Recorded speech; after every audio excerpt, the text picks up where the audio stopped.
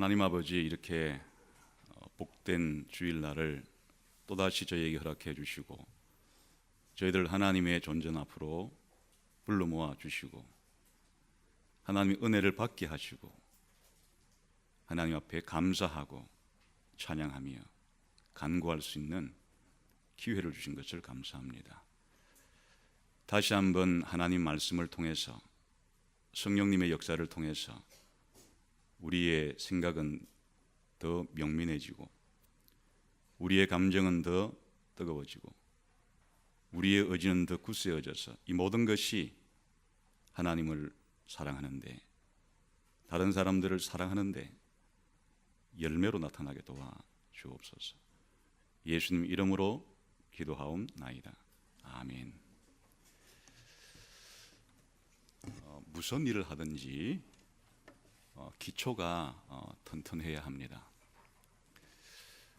집을 짓는 것도 조그마한 집을 짓는 데는 그렇게 기초가 튼튼할 필요는 없습니다. 소꿉장난으로 우리가 진흙으로 집을 짓는데 뭐 그리 대단한 기초가 필요하겠습니까? 그러나 수십 층짜리 아파트를 짓기 위해서는 아주 기초가 견고하지 않으면 그렇게 큰 건물을 세울 수가 없습니다. 우리 신앙생활도 마찬가지여서 우리 신앙생활의 궁극적인 목적은 잘 사는 겁니다.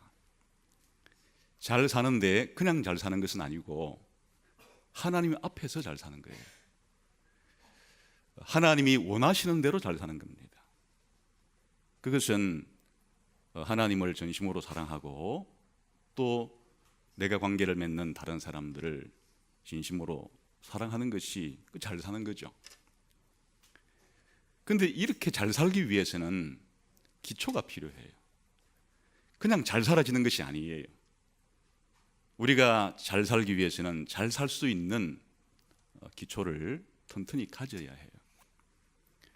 우리가 신앙생활을 하는데 아마 여기 계신 분들이 예수님을 믿기 이전에는 하나님 앞에서 잘 산 게 아니고 그냥 자기들이 생각하는 방식으로 어떻게 하면 잘 살까 하고 살았을 것이에요. 근데 하나님을 만나고 난 다음에, 하나님을 알고 난 다음에는 잘 산다는 것이 하나님이 나에게 원하시는 대로 하나님과의 바른 관계 속에서 그렇게 살아가는 것이로구나, 이렇게 생각이 바뀌었을 것이에요. 그리고 어느 정도 그렇게 살아가려고 노력도 했을 것이고 처음보다는 진전도 있었을 것이에요. 그런데 시간이 지나면서 그렇게 내 삶이 계속적으로 튼튼하게 성장한다는 생각들을 하지 못하고 다람쥐 쳇바퀴 돌듯이 늘 조금 성장하는 듯 했다가 다시 도루묵이 되는 것 같고 늘 진보가 잘 나타나지 않는 것 같은 그런 정체기를 많이 겪을 때가 있습니다. 왜 그럴까요? 이유는 여러 가지가 있지만 그 중에 가장 큰 이유는 기초가 튼튼하니까 높이 우리 신앙생활을 웅장하게 세울 수가 없어요. 우리의 삶이 아주 크고 튼튼한 신앙생활이 된다고 하는 이유는 뭘 보면 알 수 있는가 하니까 좋은 일이 생겼을 때 그게 자기 잘난 것으로 돌리지 않고 뻐기지 않고 전적으로 하나님의 은혜라고 감사하면서 자기가 잘 되면 잘 될수록 하나님께 대한 감사도 더 커지고 깊어지고 하나님께 붙잡히는, 하나님께 나가는 마음이 더 커져야 그게 우리 신앙이 지금 잘 자라고 있다는 뜻인데, 대부분의 경우에 뭐라도 잘 되면, 뭐라도 일이 형통하면 쥐꼬리만한 자기에게서 뭔가를 찾아가지고 그렇게 자기 때문에 잘 된 것처럼 이렇게 하는 건 정상적인 생활이 아니죠. 더 중요한 것은 살다 보면 크고 작은 여러 가지의 어려움들에 부딪히게 돼요. 종류는 달라도 반드시 크고 작은 어려움에, 시련에 직면하게 돼요. 그럴 때 우리의 신앙생활이 견고하다는 뜻은 그런 시련 중에도, 어려움 중에도 굴하지 않고 그 연단과 시련을 뚫고 그 가운데서 우리가 하나님의 뜻을 찾으면서 인내하는 가운데 하나님의 뜻이 있다고 믿고 또 그 뜻을 붙잡고 그렇게 이 폭풍우와 같은 치는 이런 삶 가운데서도 뚫고 나갈 수 있는 힘이 생긴다는 거예요. 어려움이 없다는 것이 아니라 어려움이 크면 클수록 헤쳐나갈 수 있는 힘도 내 속에서 더 많이 생겨야 그게 신앙생활이 성장했다고 말할 수 있는 거지. 조그마한 어려움만 부딪히게 되면 금방 내가 혼비백산해가지고 내 신앙이 어디 있는지도 잘 찾을 수도 없을 정도로 신앙을 잃어버리고 이렇게 그냥 우왕좌왕하면서 불안, 초조, 긴장 가운데 살아가는 것은 우리의 신앙이 성장하지 못했다는 뜻이기도 하겠죠. 어떻게 해야 이런 기초를 튼튼히 놓을 수가 있을까? 그래서 종교개혁자들이 파이브 솔라라고 말했던 것은 그런 기초 문제예요. 우리의 한 개인이든 기독교라고 하는 이 종교, 이 교회가 이 세상 가운데서 정말 하나님의 사람으로서 하나님의 공동체로서 그렇게 살아가기 위한 기초가 튼튼해야 된다. 로마 가톨릭 교회가 당시에 많이 허물어진 것은 하나님 앞에 드리는 예배도 불순한 내용이 많고 뭔가 믿는 믿음에도 잘못된 요소들을 많이 가지고 있고 삶의 행동들 가운데서도 여러 가지의 부패한 모습을 많이 가지고 있는 것은 여러 가지 이유가 있지만 기초가 뭔가 문제가 있다. 그래서 종교개혁이라고 하는 것은 교회를 개혁한다는 것은 다시금 교회를 튼튼하게 세우자는 것인데 건강하게 세우자는 것인데 어디서부터 출발점을 찾았는가 하니까 기초를 튼튼히 한 데서부터 찾았던 것이에요. 그 기초를 5가지 원리라 그러는 것이 오직 성경의 기초 위에서 오직 하나님의 영광을 위한 기초야말로 교회가 영원토록 서 있어야 될 그런 기초겠죠.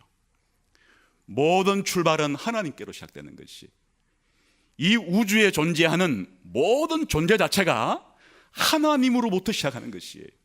하나님을 알아야 되는 거예요. 하나님이 이 우주 만물의 시작이자 과정이자 또 하나님 자신이 목적이니까 오직 하나님의 영광, 하나님에 대해서 바르게 아는 것은 우리 신앙생활의 영원 불변한 반석과도 같은 기초예요. 그걸 바로 알아야 된다는 거예요.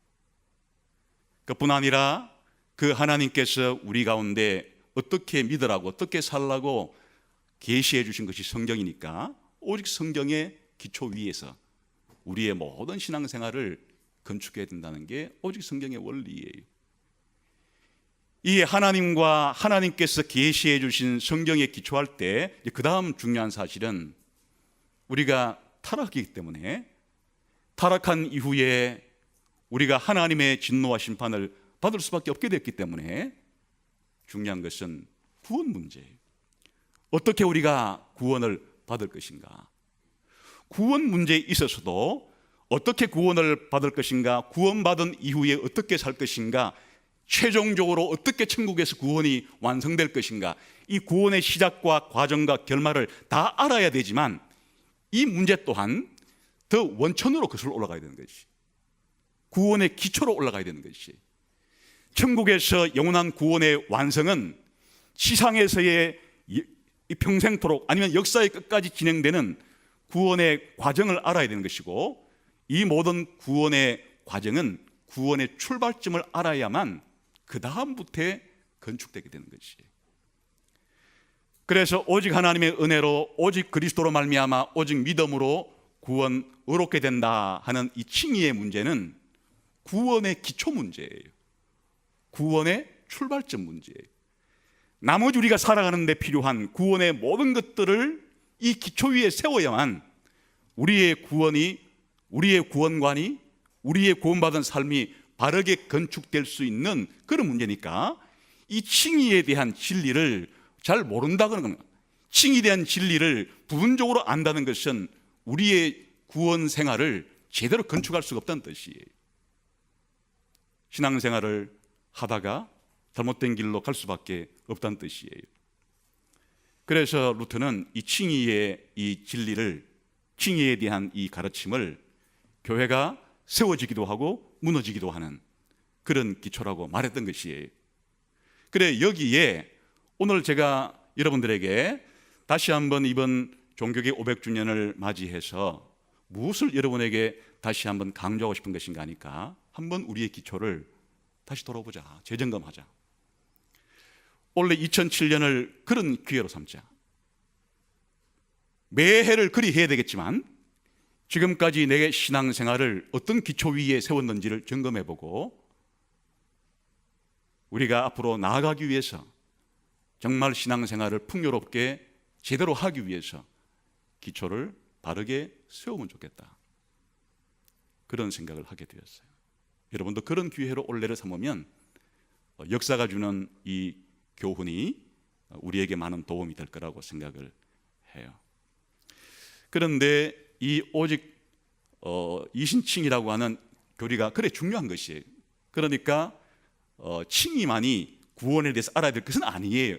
그런데 다시 말하면 이 칭의는 나머지 구원 교리를 이해하는 데 있어서 많은 연관고리를 가지고 있고 아주 중요하다는 거예요. 다시 말하면 이 칭의를 알기 위해서는 우리 인간의 죄와 그리고 율법과 하나님의 진노를 알아야만 이해되는 문제예요. 또 이 칭의를 알기 위해서는 하나님의 은혜, 하나님의 계획을 알아야만 이해될 수 있는 문제예요. 이 칭의를 알기 위해서는 그리스도께서 왜 태어나시고 사시고 죽으시고 부활하시고 성천하시고 다시 오시는지, 그리스도가 이 땅에 오신 목적과 그가 우리의 구원을 위해서 무엇을 했는지를 알아야만 이해되는 교리예요. 더 나아가서 성령님께서 우리 가운데 믿음을 주셔야만 이게 생기는 문제이기 때문에 성령님에 대한 그런 사역도 알아야 되는 것이에요. 그리고 그 이후에 구원받은 이후에 평생토록 살아가는 이 성화와의 관계도 알아야 이해가 되는 것이에요. 더 나아가서는 구원의 최종적인 영화의 문제까지도 연결되는 것이기 때문에 칭의를 안다고 하는 것은 이와 같은 성경 전체의 진리들 다 연관성이 있어서 그래 중요하다, 그런 뜻이에요. 그런데 이런 칭의의 진리를 성경 전체가 말해주고 있지만은 어디서 가장 잘 표현했는가 하니까 사도 바울이 쓴 13개의 편지에서 이 칭의의 교리가 가장 잘 나타나 있어요. 다른 어떤 성경보다도. 그런데 그 사도 바울이 쓴 13편의 편지 가운데서도 이 로마서와 갈라디아서에 가장 이 문제가 잘 나타나 있어요. 가장 체계적인 것은 로마서에 있어요. 특히 오늘 읽은 이 로마서 이 부분 3장 20절부터 4장까지 이 부분이 믿음으로 칭의를 받는, 의롭다함을 받는 이 문제에 대한 성경 전체에서 가장 중요한 그런 대목이고, 오늘 읽은 본문은 또 그 부분에 아주 엑기스예요. 그러니까 여기 나오는 오늘 읽은 이런 성경 본문을 여러분이 삶 속에 적용하려 그러면 잘 알아야 되는데 이 내용을 다른 사람에게 설명해 줄 수 있어야 해요. 그냥 여기에 그렇게 중요한 교리가 담겨 있다 이게 아니고 이 본문의 단어 하나하나를 이해해야 되는 거예요. 다시 말하면 왜 이제는이라고 말했을까? 율법 외라는 말은 무슨 말일까? 하나님의 의가 나타났다는 말은 무슨 말일까? 율법과 선지자에게 증거를 받았다는 말은 무슨 말인가? 그리스도 예수를 믿음으로 말미암아 의롭게 된다는 말은 무슨 말인가? 모든 첩이 없다는 말은 또 무슨 말인가? 모든 사람이 죄를 범했다는 말은 무슨 말이고 하나님의 영광에 이르지 못했다는 말은 무슨 말인가? 여기에 나오는 단어 하나하나, 그리고 이 어구 하나하나와 전체의 내용이 어떻게 연관되어 있는지를 이해하고서 다른 사람에게 이 내용을 사도 바울이 지금 로마 교인들에게 설명하고 있듯이 그렇게 설명할 수 있어야 이신칭의의 교리를 내가 알고 있다는 뜻이에요. 지금 여기에 나오는 사도 바울이 말한 이 본문을 다른 사람에게 제대로 설명할 수 없으면 아직 여러분은 이 루트가 말한, 그리고 종교개혁자들이 말한, 그 이후에 우리 신앙 선배들이 말한 칭의의 교리를 아는 것이 나의 개인 신앙생활을 세우기도 하고 무너뜨리기도 하는 중요한 것이라는 것을 전혀 이해하지 못하는 것이, 당연히 삶 속으로 적용은 불가능한 것이. 그러니까 목표를 좀 단순히 잡아서 실험해 보세요. 읽어서 이해 안 되는 것은 이해되도록 해야 되겠죠. 가장 쉬운 방법은 저한테 물어보는 것이에요.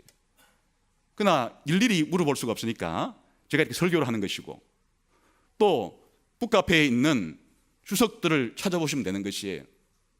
또 주석도 몇 건 안 되니까 사실은 커피 사 먹는 돈 한 달 좀 아껴가지고 로마서에 대한 주석을 한 10권 정도 사서 이 내용을 무슨 뜻인가를 확실히 이해해서 다른 사람에게 그렇게 알기 쉽게 전달할 수 있으면 여러분의 생애도, 여러분의 신앙생활에 큰 변화가 일어나는 것이, 분명히 일어나게 되는 것이.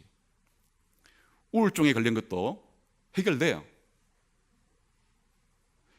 이 진리가 자기를 사로잡는데 우울할 틈이 어디 있어요? 물론 치료받기까지는 약간 약물 도움이 필요할지 모르겠어요. 그런데 그 약물이 우울증을 치료하는 거 아니잖아요. 이 진리가 자기를 완전히 사로잡게 되면 해방돼요. 신뢰도 있고. 우울증만이 아니에요. 성경의 진리를 확실히 깨닫는다는 것은 삶의 어떤 문제에 있어서도 대처할 수 있는 힘이 생긴다는 것이에요.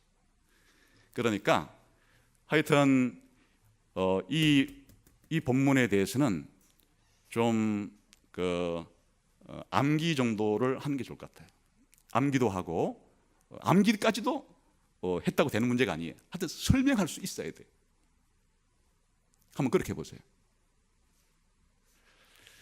그런데 오늘은 여기 담긴 내용을 하나씩 설명해 주기보다도 이것이 로마서 전체의 다른 진리와 어떻게 연관을 가지고 있는가, 사실은 이것을 알기 위해서는 다른 내용들도 알아야만 이해될 수 있는 거지, 딱 이 본문만을 계속 읽는다고 해서 되는 건 아니다. 쉽게 말하면 로마서 전체를 잘 이해해야만 이 본문도 잘 이해할 수 있다는 면을 설명드리려고 하는 거예요.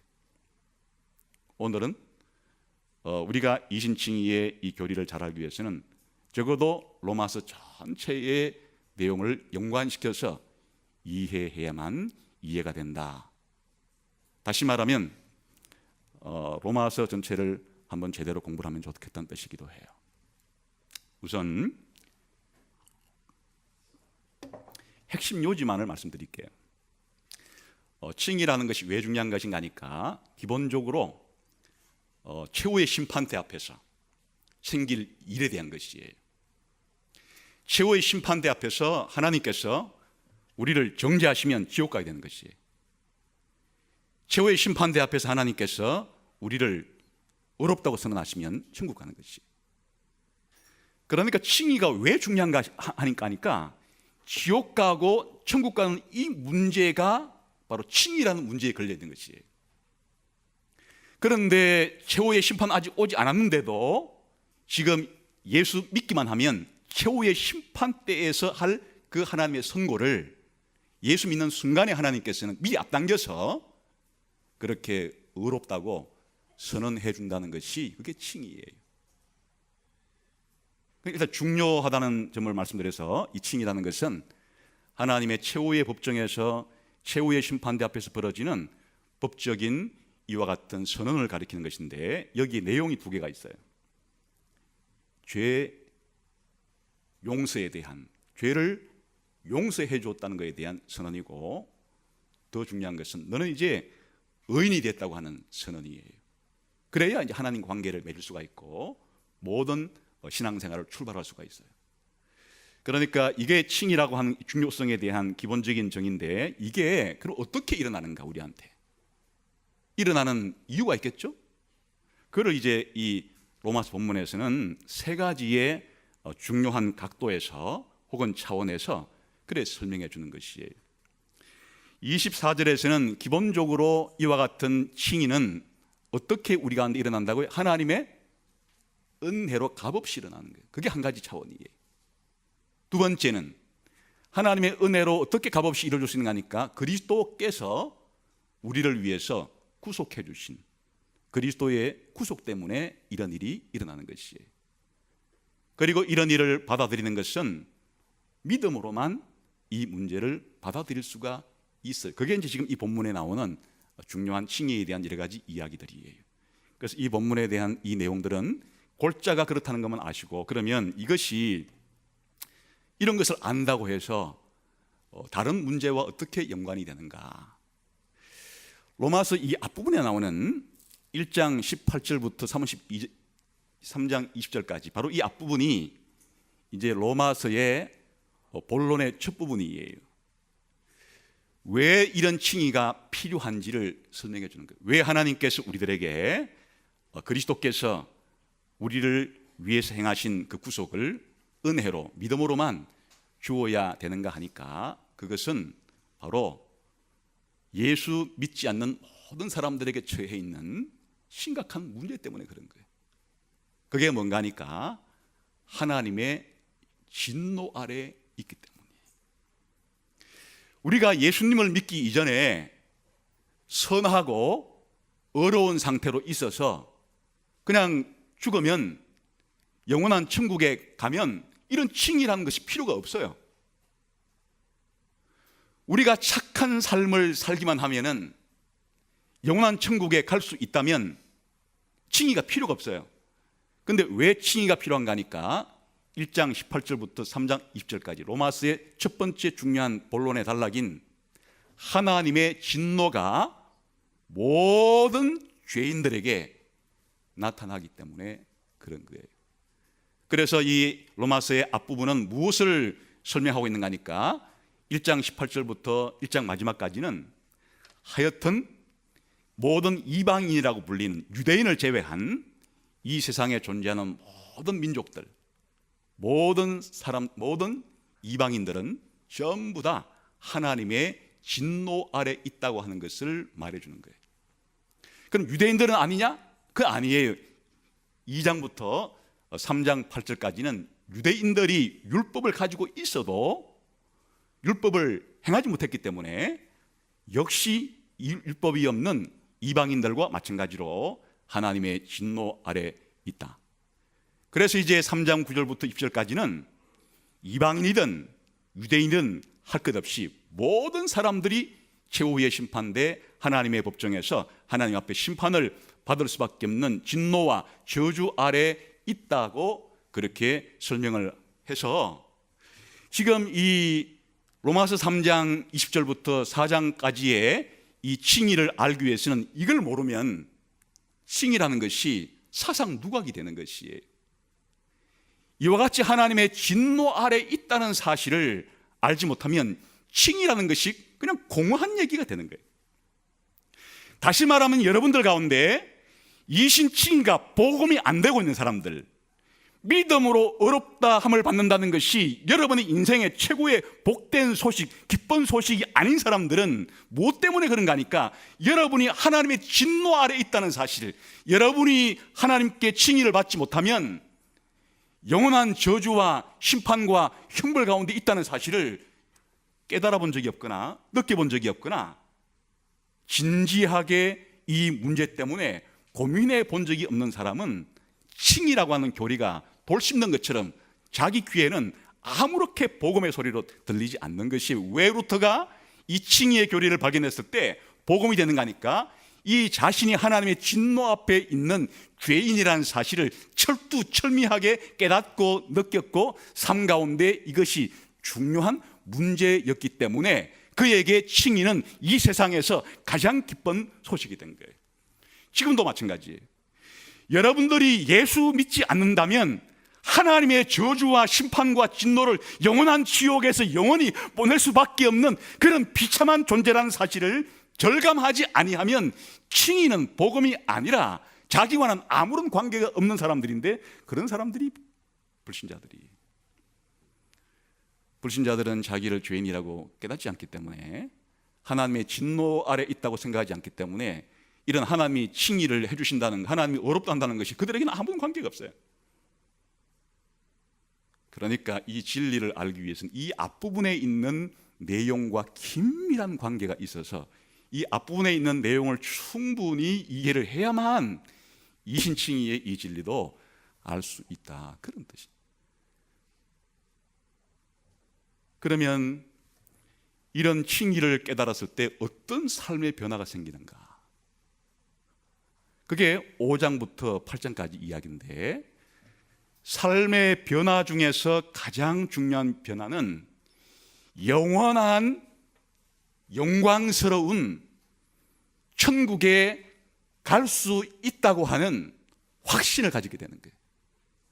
다시 말하면 구원의 확신을 가지게 되는 것이, 이신칭의의 진리를 확실히 깨달으면 지금 당장 죽어도 하나님께서 나를 천국으로 인도하신다는 확신이 생기게 되기 때문에, 이 확신이 있으면 이 땅에서의 모든 삶은 얼마든지 견딜 수가 있어요. 이게 흔들리면 이 땅에서의 모든 삶은 지진에 흔들리듯이 기독교인의 삶은 흔들릴 수밖에 없어요. 그래서 5장부터 8장까지는 이신칭의를 깨닫고 난 이후에 무슨 변화가 생기는가 하니까, 영화에 대한 확신, 영화라는 건 딴 말이 아니고 천국에 갈 수 있다는 확신이 생기는 거예요. 이신칭의의 진리를 깨닫지 못하면 확신이 생기잖아요. 흔들리게 돼요. 늘 흔들리게 돼요. 그래, 예를 한번 들어드릴까요? 한번 앞부분 한번 읽어봅시다. 5장 그러면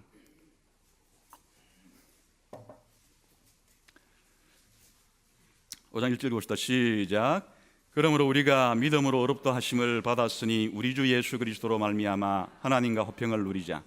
또한 그로 말미암아 우리가 믿음으로 서 있는 이 은혜에 들어감을 얻었으며 하나님의 영광을 바라고 즐거워하느니라. 이게 무슨 얘기인가 하니까요, 그러므로 우리가 믿음으로 의롭다 하심을 받았으니 연결됐다는 말이에요. 이 뒤에 나오는 내용이 그냥 생기는 것이 아니란 말이에요.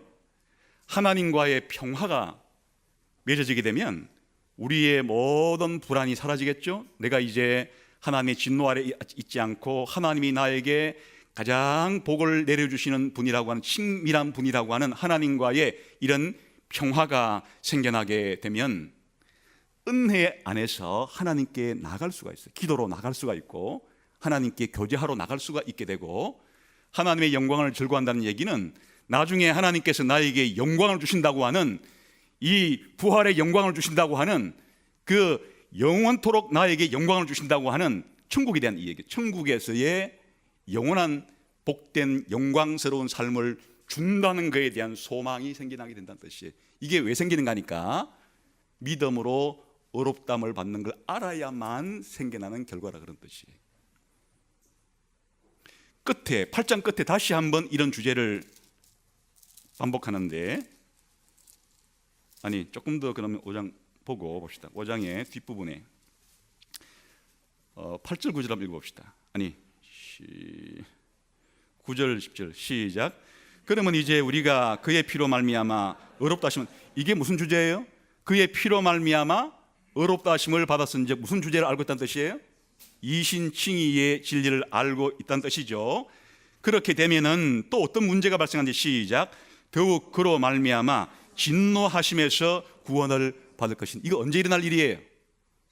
최후의 심판 때 하나님의 진노에서부터 내가 반드시 벗어난다는 사실을 알게 되는 것이에요.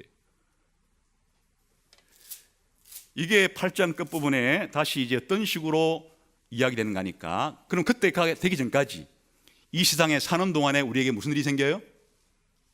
온갖 어려움과 힘든 일이 생기는데, 그때 흔들리지 않고 이 확신을 가지게 된다는 것이. 한번 우리 결론 부분만 35절부터 읽읍시다. 시작. 누가 우리를 그리스도의 사랑에서 끊으리요?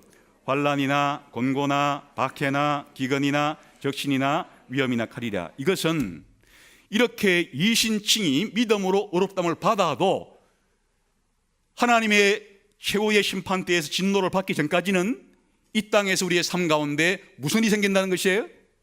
이런 일이 생긴다는 것이 환란도 생기고 공고도 생기고 박해도 생기고 기근이나 적신이나 위험이나 칼로 표현된 이것이 어렵담을 받아도 천국 갈 때까지는 이 세상 속에서 우리 가운데 있는 일이란 말이에요. 근데 이런 일이 있는데 이런 일이 있다고 해서 어떻게 되는 것인가 하는 거예요.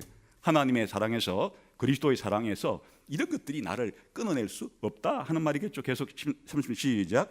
기록된 바 우리가 종일 주를 위하여 죽임을 당하게 되며 도살을 당할 양같이 여김을 받았나이다 함과 같으니라. 그러나 이 모든 일에 우리를 사랑하시는 이로 말미암아 우리가 넉넉히 이기느니라. 이 이길 수 있는 힘은 어디서 발생한다고요? 이신 칭의의 진리를 깨닫게 됨으로써 하나님께서 나를 끝까지 붙잡고 계신다고 하는 구원에 대한 확신이 생길 때 이와 같은 일들 가운데 넉넉히 이길 수 있다, 그런 말이에요. 계속해서 시작. 내가 확신하노니 사망이나 생명이나 천사들이나 권세자들이나 현재 일이나 장래 일이나 능력이나 높음이나 깊음이나 다른 어떤 피조물이라도 우리를 우리 주 그리스도 예수 안에 있는 하나님의 사랑에서 끊을 수 없으리라. 거의 사도 바울이 머리로 생각해낼 수 있는 온갖 종류, 이 세상의 하늘이나 땅이나 과거나 현재나 미래나 천사들이나 사람들이나 이 땅에서 발생하는 모든 어떤 것이 나를 덮치더라도 그리스도를 통해서 하나님이 은혜로 믿음으로 나를 구원하신 이것을 통해서 내 마음은 나를 사랑하고 계신다는 하나님의 사랑을 그렇게 흔들리지 않고 확신하면서 살아갈 수 있게 된다. 거꾸로 말하면 이런 일이 있을 때 우리가 흔들리게 되고 마치 태풍이 불게 되면 집이 흔들리는 것처럼, 지진이 나면은 집이 흔들리는 것처럼 늘 우리의 삶이 이 세상에 어떤 소문을 듣기만 하면, 전쟁의 소문을 듣기만 하면, 전염병이 돈다는 소문을 듣기만 하면, 이 땅에 온갖 불의한 일들을 보기만 하면 내 신앙이 요동치는 것이 아니라 견고한 터 위에 신앙이 서기 위해서는 5장과 8장은 어디에 기초가 있는가 하니까 바로 1장과 4장이 가르쳐주는 이신칭의의 진리에 기초해서 이런 확신이 생긴다는 것을 보여주는 것이죠. 9장부터 11장까지 얘기는 유대인들과 이방인들과, 다시 말하면 이스라엘과 교회를 하나님이 구원하시는 문제에 대한 것인데, 이건 역사 전체를 이해하는 문제예요. 하나님께서 역사를 구원해 가시는 구원의 역사 전체를 이해하는데, 이 이신칭의의 진리는 그 역사를 이해하는 데도 열쇠가 되는 거예요. 무슨 얘기가 된가요? 하나님이 아브라함을 불러서 예수님 오실 때까지 20년 동안 유대인이라고 하는 민족을 하나님 백성으로 선택해 가지고 거기에 율법을 주었어요. 그런데 예수님이 오시기 전까지는 전부 다 하나님 백성들이 거의 유대인이 거의 99.9%였고, 거기에 이방인이었다가 유대교로 개종한 아주 극소수의 사람들만이 하나님의 백성이 된 구조였어요. 예를 들면 룻기서에 나오는 룻 같은 여인은 이방인이었는데 하나님 백성이 된 사람이잖아요. 그렇게 예수님이 오시기 전까지 구원을 받은 사람들은 거의 99.9%가 유대인이었고 0.001%가 이방인 출신의 사람들이 하나님 백성이 됐는데, 예수님이 오시고 난 다음에 이게 역전돼 버렸어요. 바울 당대부터도 이제 역전되기 시작했어요. 하나님 백성 안으로 들어오는 사람들은, 유대인들은 거의 안 들어오고 사도 바울 같은, 베드로 같은 몇 사람의 소수의 사람들만 하나님 백성에 들어오고, 이제 유대인들은 다수가 하나님을, 그리스도를 배척하는 이상한 현상에 빠지게 되고, 오히려 이방인들이 물밀듯이 하나님 백성으로 들어온 이 문제를 어떻게 이해해야 될 것인가? 이게 9장부터 11장까지 문제예요. 여기에 있어서도 중요한 것은 9장에서는 이걸 하나님의 주권 속에서 이제 해답을 찾아요. 하나님의 주권 속에서 유대인들 가운데 다 버림받은 게 아니고 사도 바울 같은 이렇게 택함받은 사람들은 여전히 구원받고 있다고 하는 하나님의 주권적인 예정의 문제를 가지고 여기에 답변하지만 10장에서는 바로 이신칭의의 문제를 가지고 답변하는 것이, 이스라엘 사람들이 대다수가 그렇게 탈락이 되어지는 이유 자체가 하나님의 이 칭의를 모르고, 다시 말해 예수 믿어야 의롭게 된다는 이 진리를 모르고 율법을 지켜야 의롭게 살아야 하나님께 의를 받는다는 식으로 그렇게 살았기 때문에 탈락이 되고, 하나님께서 유대인이든 이방인이든 믿음으로 의롭다는 이 진리를 붙잡아야 이제 하나님 백성이 된다는 식으로 설명을 해주는 것이에요. 그러니까 무슨 말인가 하니까 역사를 이해하는 듯, 왜 구약시대의 유대인이라고 하는 이스라엘의 역사 속에서 하나님께서 어떻게 역사를 하시고 예수님 오시고 난 다음에 지금 이 교회라고 하는 이런 하나님 백성이 지금 만들어지고 있는 이런 문제를 이해하는데 이신칭이라고 하는 이 진리는 상당히 중요한 이해의 열쇠가 된다, 그런 뜻이기도 합니다. 12장부터는 실질적인 삶의 문제예요. 12장부터가 이제 실질적으로 우리에게 하라는 내용이 나와요. 거의 10장까지는 우리에게 하라는 내용은 거의 없어요. 무려 1장부터 11장까지의 내용 가운데 하나님께서 우리에게 이렇게 살아라, 이렇게 살아라 한 내용은 거의 없어요. 이제 12장부터가 이렇게 살아라 하는 내용이 나오는 거예요. 그게 우리의 윤리이고 기독교인의 삶의 내용인데, 여기에는 여러 가지 문제가 다 들어있어요. 먼저 우리가 하나님께는 어떻게 살아야 되는가, 우리가 교회 공동체와의 관계 속에는 어떻게 살아야 되는가, 한 신자가 다른 신자와의 관계 속에는 어떻게 살아야 되는가, 신자가 국가와는 어떤 관계 속에 살아야 되는가, 신자가 다른 불신자와는 어떻게 관계를 맺으며 살아야 되는가, 신자가 율법에 대한 태도를 어떻게 가지고 살아야 되는가, 신자들은 종말에 대해서 어떤 생각 가지고 살아야 되는가, 교회 안에 믿음이 좋은 사람과 약한 사람이 있을 때 그들의 관계 속에 어떻게 전부 다 어떻게 살아야 되는가의 문제를 가지고 잘 살아라고 말하는 게 로마서의 마지막 12장부터 결론 앞부분인 15장 13절까지의 부분이에요. 무슨 이야기인가 하니까, 이렇게 잘 살기 위해서는 1장부터 11장까지의 견고한 기초가 있어야 12장부터의 이런 다양한 관계 속에서의 잘 사는 삶이 생길 수가 있지, 11장까지에 나오는 이 내용을 제대로 모른 채 어떻게 하나님께 우리 자신을 헌신할 수가 있단 말인가? 할 수 없다는 얘기예요. 어떻게 교회 공동체를 바르게 이해해서 교회에 대한 바른 태도를 가지고 교회를 섬기고 봉사할 수 있단 말인가? 없다는 얘기예요. 어떻게 신자가 다른 신자와의 개인적인 관계를, 이 국가의 한 시민으로서의 삶을 다른 불신자와 1대1의 관계를 어떻게 잘 맺을 수가 있을까? 아니 저 종말의 미래에 대한 역사의식을 어떻게 가질 수가 있을까? 이와 같은 것들이 앞에도 없는데 이렇게 살아가는 것은 공허한 얘기예요.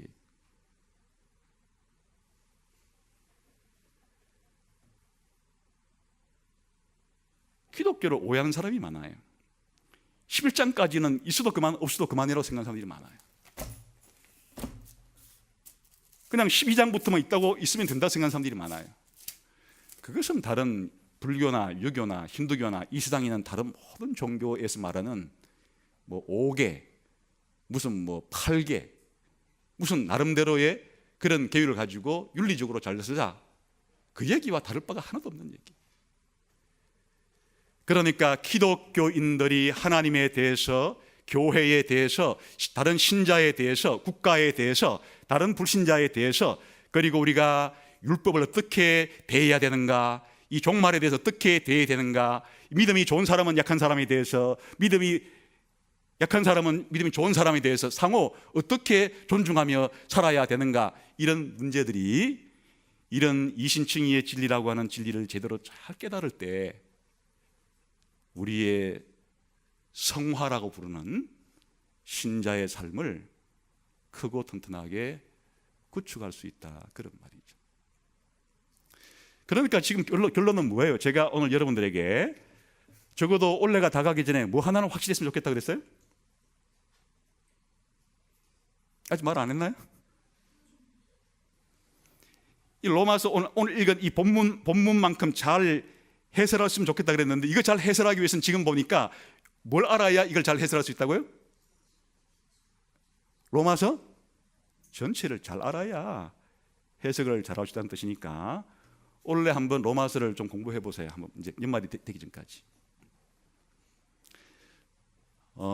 멜라니톤이라고 하는 루터의 제자 겸 동료는 신학 공부 방법론이라고 한 책을 소책자로 썼는데, 지금 성경 공부 방법론이 되겠어요.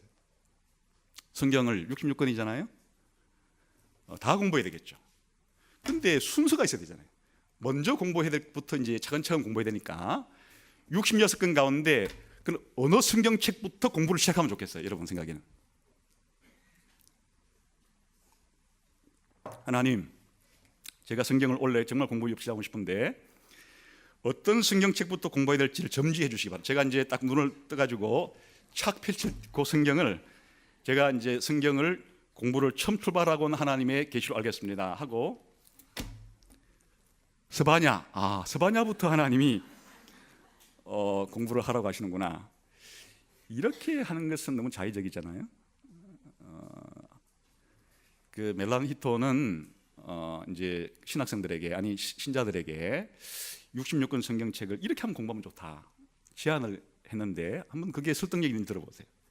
제일 먼저 로마서부터 먼저 공부를 해라. 제일 먼저 성경 66권 가운데 로마서부터 이 한 권을 먼저 공부해라.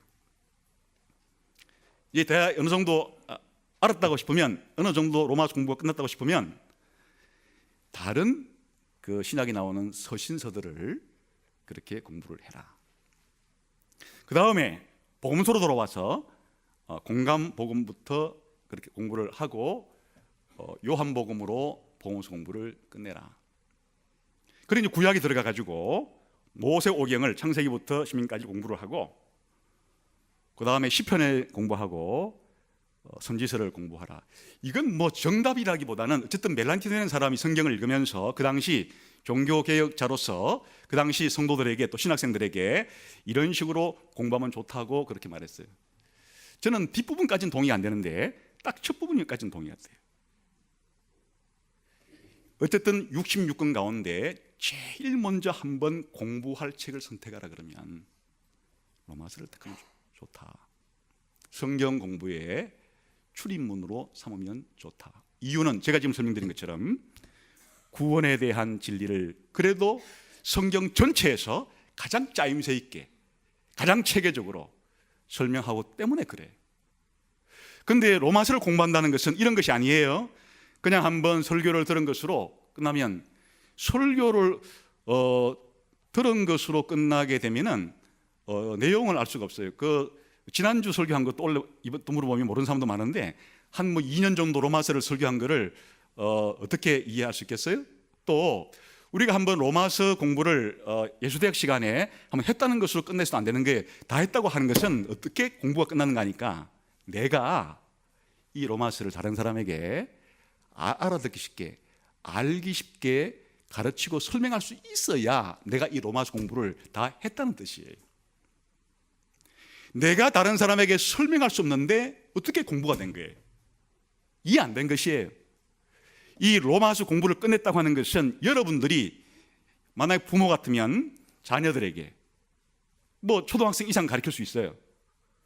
또 서로에게 그렇게 이 로마서를 자기가, 제가 아니라 또 예수대학 강사만이 아니라 지금 예수대학 가르치는 강사인 우리 이 집사님도 성도와 동일한 성도분이시잖아요. 그렇게 전부 다 우리 로마서를 강의하는 그 집사님 정도가 되게끔 다른 사람에게 자기가 예수대학 강사가 되어가지고 다른 예수대학 성도들에게 이 로마서를 그렇게 일일이 한 장 한 장, 한 절 한 절 설명할 수 있어야 자기가 로마서를 이해하는 것이, 그래야 자기 삶에 로마서는 영향을 미치기 시작하는 거예요. 저한테 질문을 제일 많이 하는 사람은 이 집사님이에요. 조금 읽다가 모르면 자꾸 물어요.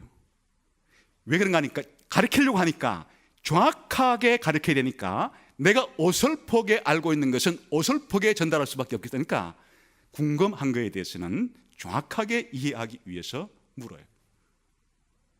다 묻지는 마세요. 너무 다 물어기는 곤란하니까 제가 지금 가르쳐 주는 거예요. 다 묻지는 말고 주석을 사 읽어라. 집에 돈 뒀다고 뭐 하려고 그러나. 주석을 좀 사 읽어라. 제가 로마서를 가장 간결하게 압축적으로 설명한 게 만화 로마서인데 그것부터 일단 사서 읽고, 그것도 아주 간략하기 때문에 그것까지 안 되잖아요. 그러니까 로마서 주석을 저한테 추천을 받든지 또 담당 교육자 추천을 받든지 해가지고 그렇게 한 서너 권 사서 읽어야 되는 거예요. 그 안에서 해결되면 괜찮아요. 그런데 서너 권 읽었는데 이해 안 되거든 더 읽어야죠. 루터도 그렇게 공부했고, 민글리도 그렇게 공부했고, 칼빈도 그렇게 공부했고, 누구나 로마서를 통해서 자기 신앙에 큰 변화를 일으킨 사람은 한 절 한 절, 한 문단 한 문단, 한 단어 단어에 충분히 이해가 되니까 이게 자기 삶에 적용이 되어서 아까 사도 바울이 그렇게 로마 교인들에게 설명했듯이 이것이 구속사를 이해하는 데도 도움이 되고, 내가 구원받은 이후에 이 땅에 살아가는 데도 도움이 되고, 구원에 대한 확신을 가지는 데도 도움이 되고, 그래 되는 거지. 그냥 한번 내가 5년 전에 GBS 시간에 로마서 읽은 적이 있고, 또 목사님이 한 10년 전인가 언젠가 한번 로마서를 읽으라는 적이, 그때 한번 내가 한 10번쯤인가 읽은 적이 있다. 그건 추억에 불과할 것이고, 추억은 추억대로 남기고, 지금 자기가 현재 다른 사람에게 이 로마서를 한 장 한 장, 한 문단 한 문단, 한 절 한 절을 어떤 식으로 전체의 체계 안에서 로마서 전체가 무슨 내용을 어떤 식으로 설명하고 있는지를 충분히 안 상태에서 단락단락 부분을, 그러니까 우리 신앙이 건축된다는 것은 그냥 덮어놓고 그냥 미션이다 한다고 신앙이 그렇게 쑥쑥 자라는 것이 아니란 뜻이에요.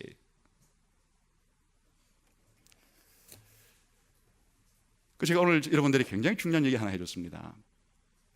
이게 그냥 여러분들에게 종합적인 처방이에요. 앞으로 여러분들이 평생 66권을 공부하셔야 되겠지만, 또 예수대학에서 20년 동안 다 가르쳐 드리겠지만, 왜 여러분이 예수대학 시간에 공부를 이 성경 저 성경을 해도 왜 성경 공부가 자기 삶에 그렇게 영향을 못 미친다고 생각하는가? 3개월 동안 공부한 거하고 자기 삶에 영향하고는 직결되지는 않아요. 그냥 성장할 수 있는 기초를 조금 재료를 줬다는 뜻이죠. 진짜 성경 공부가 정말 성경이 내 인생을 바꿨다 이렇게 되려고 하면 66권 가운데 한 성경이라도 전체 성경의 구조와 주제와 문단과 구절의 의미가 무엇인지를 충분히 다른 사람에게 설명할 수 있을 정도로 알아야만 우리의 삶 속에 성경은 역사하기 시작하는 것이에요. 근데 이제 아무 성경이나 하는 거로 추천하고도 싶지는 않아요. 그러니까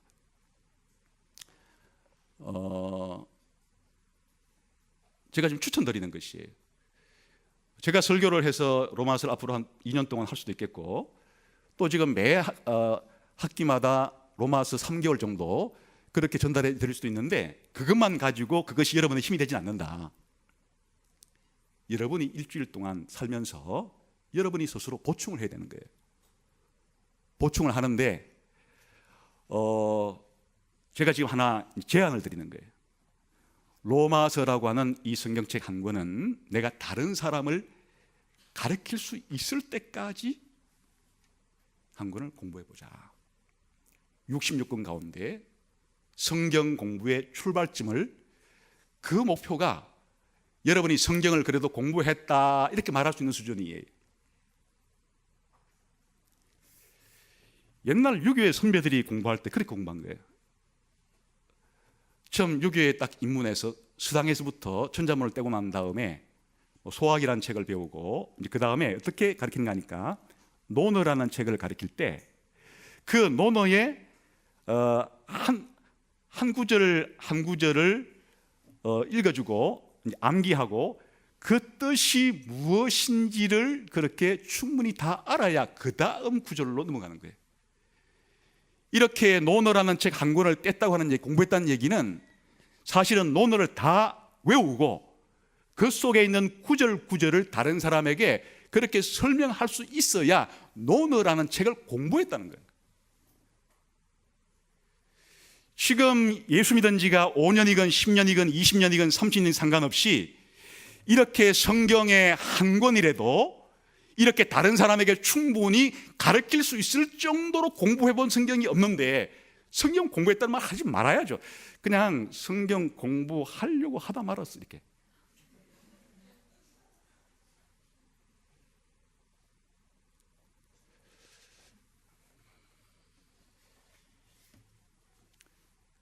로마서 속에 담긴 진리를 충분히 이해하고 설명할 수 있는 정도로 로마서를 알았는데 제 삶은 하나도 안 변해요. 그것은 마귀는 가능해요. 마귀는 이론적으로 로마서를 알 수 있겠는지 모르겠지만 안다고 해도 그것이 마귀의 삶을 바꾸지는 못해요. 불신자들이 어떻게 이 로마서의 주석을 읽어서 이 기독교인이라는 이 친구들이 이 칼빈이라는 사람이 쓴 로마 주석을 읽고 도대체 칼빈이라는 이 친구가 이 로마서라는 책을 어떻게 설명하고 있구나, 그 알아낼 수는 있어요. 머리만 있으면 그 알아낼 수 있어요. 그 읽고서. 그런데 불신자에게는 성령님께서 역사하지 않으니까 그 안 내용을 자기가 받아들이게 하지를 못해. 그걸 자기가 동의하지 못하게 하고 자기가 믿은 내용을 자기 삶 속에서 실천에 옮기게끔은 불신자들은 못하는 것이니까 열외지만은 기독교인이라고 진짜 거듭난 사람은 그렇게 로마서를 공부한 동안 성령님께서 그 사람에게 역사를 안 할래야 안 할 수가 없게 되는 것이. 그래서 이게 그렇게 아주 무리한 요구라고 생각이 듭니까? 로마서라는 성경책 한 권 정도라도 다른 사람 가르칠 수 있을 때까지 공부해보자. 한 달만 TV 안 보면 거의 모든 성도들이 다 할 수 있는 그런 수준일 것 같아요. 또 TV 안 보는 분 많이 계시니까 TV 안 본다 그러면 자기 할 일을 다 하면서 그래도 남는 시간에 하루에 2시간씩이라도 로마서의 전체와 이 문단과 구절구절 다른 설명까지 공부해보자. 그렇게 한 3개월 아니면 6개월 1년을 보내는 것은 가능한 일이라고 생각을 해요. 그런 정도를 하고서 성경을 공부했더라도 내 삶에 변화가 없다, 이렇게 말하고 기독교를 떠나라. 그렇게도 안 해보고 성경 공부했는데 성경이 내 인생을 바꾸지도 못하고 맨날 성경이 중요하다고 맨날 그냥 성경의 중요성을 그냥 몇 달 동안 설교를 했는데도 성경이 내 삶을 바꾸지는 못했는데, 이렇게 말하면 안 되겠다.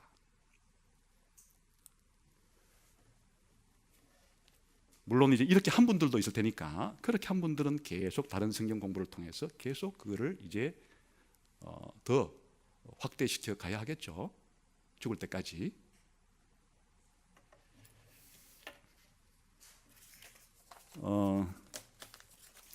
우리의 신앙생활은 하나님께서 성경 말씀을 통해서 힘을 주신다.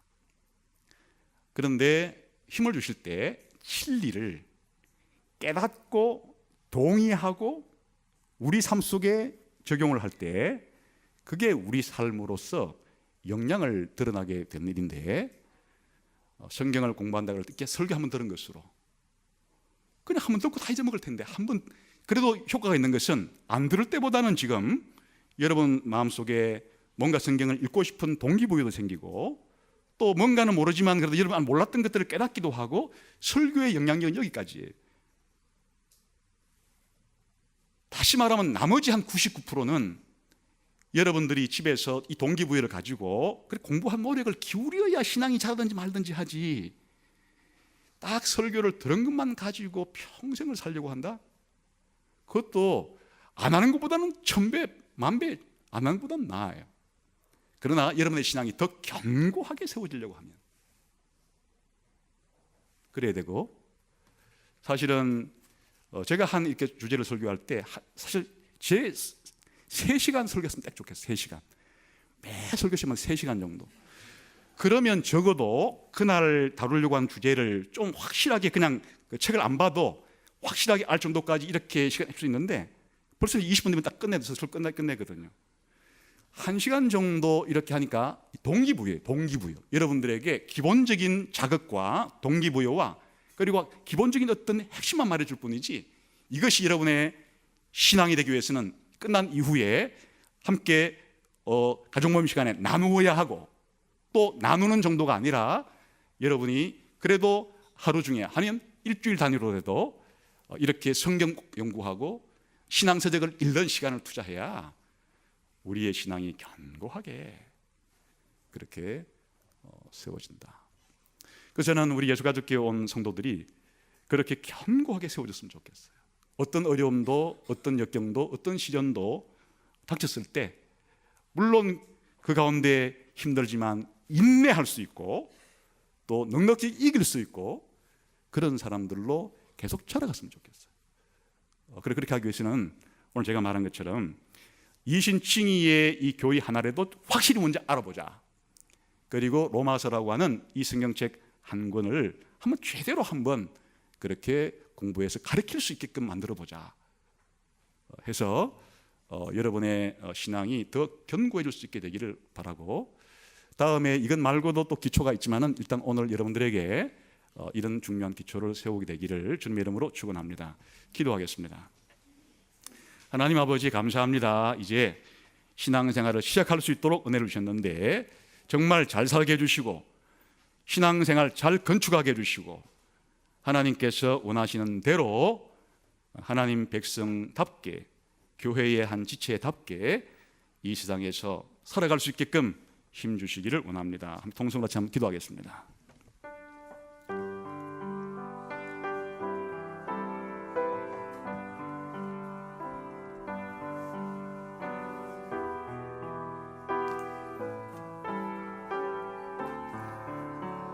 하나님 아버지,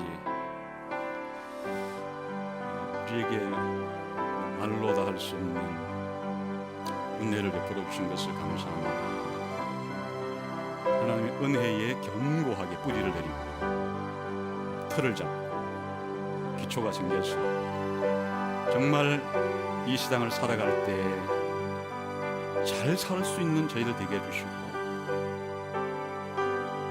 바람에 이리저리 흔들리는 보다 물길에 흔들리는 나뭇잎 같지 않고 견고하게 자신이 가야 할 목표지를 향해서 나아갈 수 있는 그런 배와 같이 되게 해 주시기를 원합니다. 그래서 우리가 그만 이 세상 가운데 주님 주신 목표를 향해서 좌로나 우로나 치우치지 않고 달려갈 수 있는, 다 달려간 이후에 하나님께로부터 받을 상급들을 기대하며 살아갈 수 있는 그런 신자들이 되게 해 주옵소서.